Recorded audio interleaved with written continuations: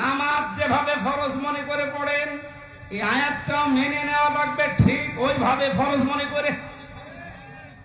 কিন্তু শিক্ষার বিষয় এখানে যে আতিউ, এটা ফেল, এটা ভার্ব, এটা ক্রিয়া। এই শব্দটা আল্লাহ নিজের নামে আর রাসূলের নামে দিয়েছেন, কিন্তু উলিল আমরের আগে আল্লাহ শব্দটা দেননি। আমি যে কয়টা তাফসীর আয়াতের সাথে মিলিয়েছি, সব মুফাসসির একমত, আল্লাহ রাসূলকে মেনে চলা লাগবে, কোনো প্রশ্ন করা যাবে না।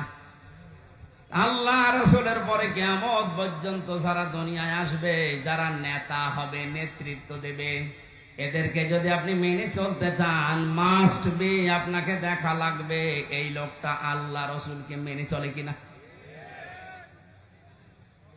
এই আয়াতটা যদি আমরা মেনে নিতে পারতাম, অনেকে যারা 41 সাল টার্গেট দিয়েছেন, 31 সাল টার্গেট দিয়েছেন, এত লাগবে না।